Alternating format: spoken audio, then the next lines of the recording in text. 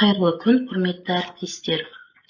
Мен Молдагалиева Назгүл Төкешевна, номер 77-ші орта мектептің ағылшын тілі пәні мұғалімімін.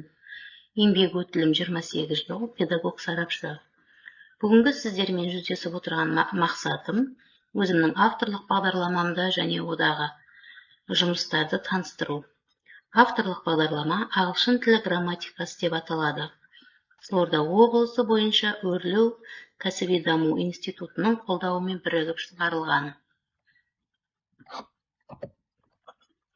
Өрлеу біліктілікті арттыру ұлттық орталығы акционерлік қоғамының филиалы Қызылорда облысы бойынша кәсіби даму институтының 2024 жылғы 5 тамыздағы сараптау кеңесінде нөмірі 8-ші хаттамада қаралып баспаға ұсынылды.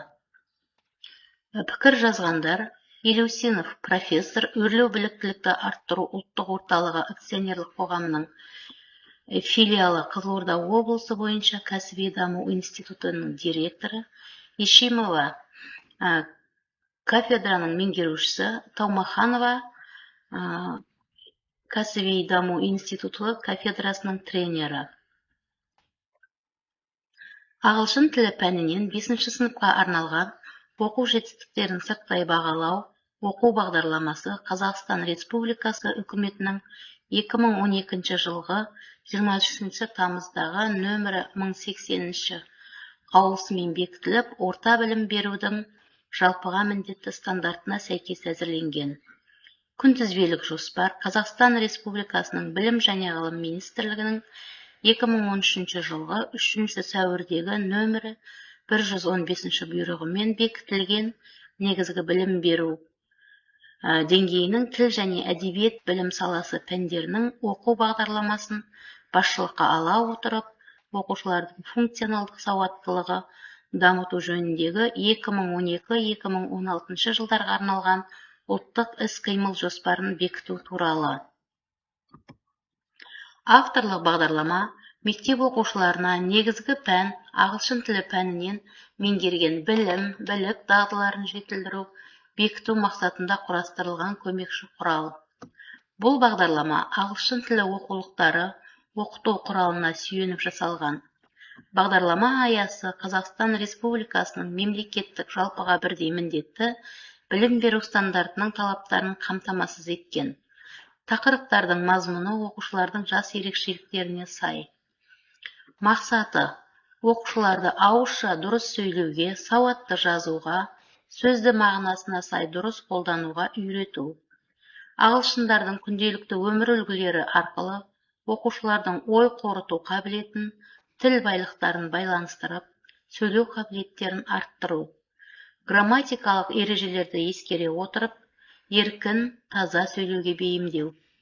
Міндеттері: сөздік қорын молайту арқылы сөйлете білу, оқушылардың тілдік сауаттылығын арттыру, шығармашылық қабілеттері мен ойлау дағдысын дамыту. Күтілетін нәтижелер: мәтінге сүйене отырып, оның негізгі мазмұнын айта алуы, маған ұнайды, ұнамайды деген сияқты сөздерді қолдана отырып, оқыған мәтінге байланысты өз пікірін айта алуы, сұрақ-жауап түрінде сөйлеу, танысу, өзін таныстыру және жауап бере алуы, естіген ақпарат хабарды өз тәжірибесімен салыстыру, ой елегінен өткізу, оларды бағалай білуі. Жаңа сөздердің мағынасын пайымдай білу. Оқу бағдарламасының мақсаты және құрылымы: 5 сынып курсы үшін әлеуметтік техникалық, оқу, еңбек және әлеуметтік мәдениеттік салалары қамтылған оқу бағдарламасына төмендегі оқу тақырыптары енгізілген. Лексикалық минимумның орфографиясы, мысалы exemplifying, especially, particularly, for example, such as, reason, because, die to, since, as. Предлогтар: from, to, at, in, by, into, on, off, out, out of. Сонымен қатар грамматикалық құрылымдарды меңгеру: present continuous passive, past continuous passive, past, future perfect continuous active, first, second conditionals, direct and indirect speech, past perfect continuous active and past perfect continuous passive. Ағылшын тілін үйренуде қолданылатын заманауи әдістер. Кинолента постер қорғауға және жаңа тақырыпты түсіндіруге таптырмас әдістердің бірі. Жаңа тақырып 4 мұхит туралы болса, кинолентаға 4 мұхиттың атауын жазып, топтық немесе жұптық жұмыс ретінде ұсынуға болады. Puzzle or mosaic.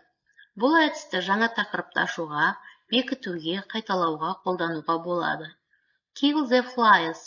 Сөз жазылған шыбындар тақтаға ілініп, білім алушы мұғалім айтқан қазақша сөздердің ағылшыншасын тауып, ұру арқылы көп сөз тапса, жеңіске жетеді. Бол. Мұғалім кез келген есімдікті айтып, допты білім алушыға лақтырады. Допты қағып алып, төбе етістігін дұрыс формада айтады. Drift. Мұғалім тақтаға 2 қатар сөз жазады. Сыйлықтардың атауы етістіктер тізімі. Білім алушы етістікті пайдаланып, туған күнге арналған сыйлықтармен не істей алатынын айтады. Осы бойынша бір сабағымды өткіздім. Сабақтың тақырыбы article, артиклдер.